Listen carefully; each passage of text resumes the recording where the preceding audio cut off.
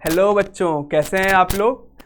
I hope आप सभी पढ़ाई कर रहे होंगे। मैं स्वागत करता हूं आप सभी का मैथजी ट्यूटोरियल के शानदार प्लेटफॉर्म पे। और आज का जो टॉपिक है बच्चों वो है एविडेंस ऑफ इवोल्यूशन। जैसा कि लास्ट क्लास में हमने पढ़ा था यूरे मिलर एक्सपेरिमेंट, जो कि बहुत ही अच्छे से हमने समझा था। तो आज जो हम लोग को समझना है एविडेंस ऑफ इवोल्यूशन, तो हम लोग एक बेसिक सी बात करेंगे कि ये एविडेंस ऑफ इवोल्यूशन पढ़ना क्यों है। एक्चुअली हुआ ये कि जब हम लोगों को पता चला कि इवोल्यूशन हुआ है तो उसका कुछ एविडेंस होना चाहिए, कुछ प्रूफ होना चाहिए। तो वो प्रूफ हमें मिलेगा एविडेंस ऑफ इवोल्यूशन में। कौन कौन सी वो तथ्य है जिसके तौर पे हम कह रहे हैं कि नहीं, इवोल्यूशन हुआ है, चीज़ें इवॉल्व हुई हैं, एक स्पीशीज से दूसरे स्पीशीज बनी है over the period of time. तो लेट्स स्टार्ट बच्चों, शुरू करते हैं। और हमारा जो पहला टॉपिक है इसमें दैट इज पैलेंटोलॉजिकल एविडेंस। तो इस शब्द को समझेंगे कि क्या पैलेंटोलॉजी का मतलब होता है। पैलेंटोलॉजी का मतलब होता है सिंपली जो फॉसिल से जो एविडेंस मिलते हैं उसको हम लोग बोलते हैं पैलेंटोलॉजिकल एविडेंस। फॉसिल मतलब जो स्टडी ऑफ फॉसिल है उसको क्या बोल देंगे, उसको बोलेंगे पैलेंटोलॉजी। क्या बोल रहे हैं, study of fossil is called palaeontology. अब यहाँ पे जो इंडिया के फेमस एक पैलेंटोलॉजिस्ट हैं, इनका नाम बहुत बार नीट में भी पूछा रहता है, सवाल भी आता है, दैट इज कॉल्ड, उनका नाम है बीरबल साहनी। क्या नाम है बच्चों, उनका नाम है बीरबल साहनी। नाम याद रखेंगे, इंडियन फेमस पैलेंटोलॉजिकल का क्या है, पैलेंटोलॉजिकल एविडेंस। उसके बाद हम लोग पढ़ेंगे मॉर्फोलॉजिकल और एनाटॉमिकल एविडेंस। मॉर्फोलॉजिकल और एनाटॉमिकल एविडेंस में आप पढ़ चुके हैं अपने अर्लियर क्लासेस में, that is homologous organ and analogous organ. Next देखते हैं, next is biogeographical evidence, that is adaptive radiation. Adaptive radiation में हम लोग देखेंगे कि कैसे एक जो कॉमन एंसेस्टर है एक किसी भी स्पीशीज का, उससे कई सारे स्पीशीज निकले हैं। ठीक है, जैसे हम लोग इसमें बात कर सकते हैं डार्विनियन फिंचेस की। एक जो मेन फिंच है उसका जो बीक है, उसका जो चोंच है वो अलग है। अब उससे रिलेटेड दूसरी जो बर्ड्स हैं उनका बीक अलग हो गया उनके एडाप्टेशन पे, उनके हैबिटेट्स पे। कोई इंसेक्टिवोरस है, कोई लीव्स खा रहे हैं, कोई वाटर के पास हैं, कोई नेक्टर या फ्लावर्स पे डिपेंड है, तो उसके अकॉर्डिंग उनका जो बीक है वो अलग अलग हो गया। That is adaptive radiation. Next देखते हैं, next is biochemical evidence. Biochemical evidence हम लोग समझ सकते हैं जैसे कि जो मेटाबॉलिज्म होता है, मेटाबॉलिज्म के तौर पे जो जो एविडेंस होता है that is called biochemical evidence. Embryological evidence, embryological evidence में जो एम्फीबिया है, रेप्टाइल है, मैमल है, उनका जो प्रोसेस है बनने का, जो एम्ब्रियोलॉजिकल प्रोसेस है, उसमें कुछ फीचर्स जो होते हैं सेम होते हैं, तो that is called embryological evidence.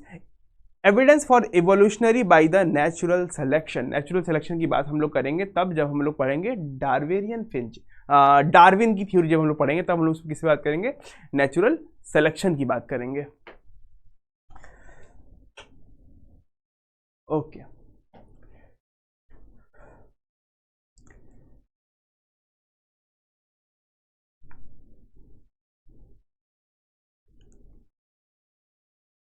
Palaeontology क्या है, सबसे पहले पढ़ेंगे हम लोग पैलेंटोलॉजी क्या है।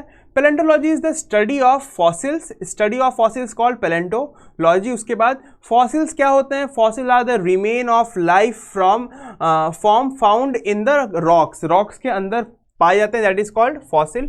उसके बाद क्या है, उसके बाद fossils are the written documents of evolution. Fossil क्या है, इधर ये लाइन से क्वेश्चन आ सकता है बच्चों, that is fossil are the written documents of evolution. Next देखते हैं पैलेंटोलॉजिकल एविडेंस क्या बोलता है ये एविडेंस। इस palaeontology is the study of fossil. Fossil are the remains of life form found in the rock. Fossils are the written in document in the evolution. ये हमने पढ़ लिया।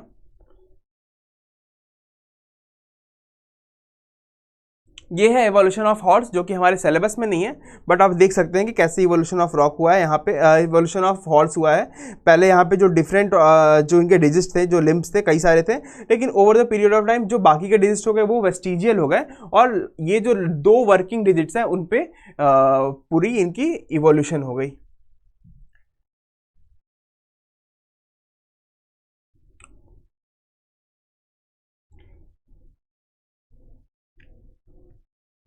ओके ओके ओके ओके, ये देखिए आप यहाँ पे अगर हम लोग एक इंपॉर्टेंट चीज की बात करें, यहाँ पे तो लिखा हुआ है the study of connecting link between the group of organisms, इसका एग्जाम्पल है आर्कियोप्टेरिक्स। तो इसको हम लोग देख सकते हैं कि ये जो स्ट्रक्चर देख रहे हैं बच्चों, ये एक आर्कियोप्टेरिक्स नाम दिया गया। ये क्या है? ये लिंक शो करता है दो स्पीशीज के बीच में, दो फाइलम के बीच में, एक रेप्टाइल्स और बर्ड्स के बीच में ये लिंक शो करता है। क्योंकि बर्ड्स से देखो, अगर आप यहाँ पे देखोगे तो ये इसका माउथ वाला पार्ट है और ये गायब हो गया।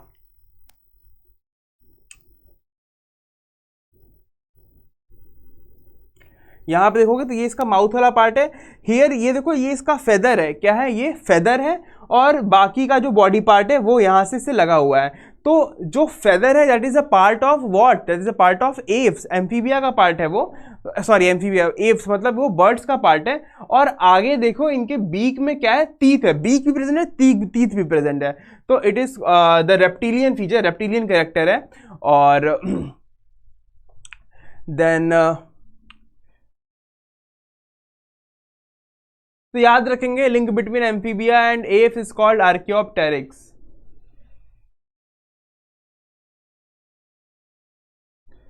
डायनासोर्स, अगेन डायनासोर का फॉसिल मिला हम लोगों को, डायनासोर के फॉसिल्स मिले, और जब उसको हमने जोड़ा तो हमें पता लगा एक जाइंट स्पीशीज था, एक डायनासोर नामक, जो कि to study about extinct animal called dinosaurs. हाँ, डायनासोर्स बताते हैं कि किसी टाइम पे डायनासोर्स रहते होंगे जो कि पूरे अर्थ पे डोमिनेट कर रहे होंगे, और कुछ ऐसे नेचुरल सिलेक्शन का प्रोसेस हुआ होगा जिससे पूरे डायनासोर्स खत्म हो गए और दूसरी स्पीशीज फिर ग्रो करना स्टार्ट हुई।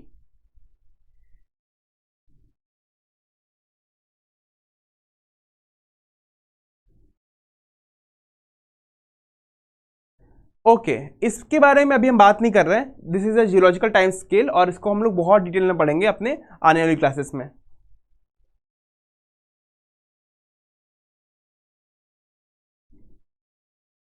नाउ अब जो बताने जा रहे हैं वो ध्यान सुनोगे। ये है quantitative anatomy and morphology to show that the different form of animals have some common structure and the features. Yeah, different types of the animals, some common structure and the feature. ये बात हो रही है homologous और analogous organs की। देखो समझो इस चीज को। homologous organ क्या होते हैं? That is similar structure, okay, and different function. क्या है? Similar structure and different function, that is homologous organ. Analogous क्या हो जाएगा? That is different structure and similar function. दो चीज आ गए, एनालॉगस और homologous.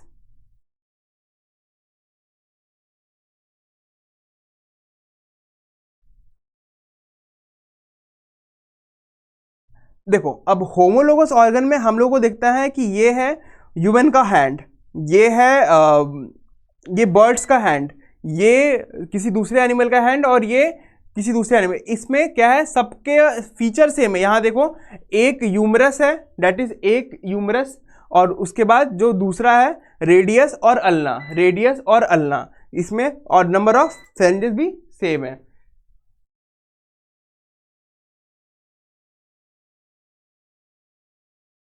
Human hands, whale phyllops and bat wings, cheetah foot. Cheetah foot is the forelimb have different function but the similar anatomical structure. Such bones are the humerus, radius, ulna and the carpals that I told you. Okay, metacarpus and the phalanges. Homology is also seen in the heart and the brain. Okay, तो ये है पूरा homologous. और next हम लोग देखते हैं इसी के आगे। Okay, that is a beautiful diagram, man, cheetah, whale and bat. You can see the similar. तो ये नंबर ऑफ बोन के बेसिस से बात हो रही है बेटो। सिमिलर स्ट्रक्चर का मतलब ऐसा नहीं कि जो बाहर दिख रहा है वो स्ट्रक्चर है, नहीं, जो अंदर से उनका स्ट्रक्चर है उनकी बात हो रही है।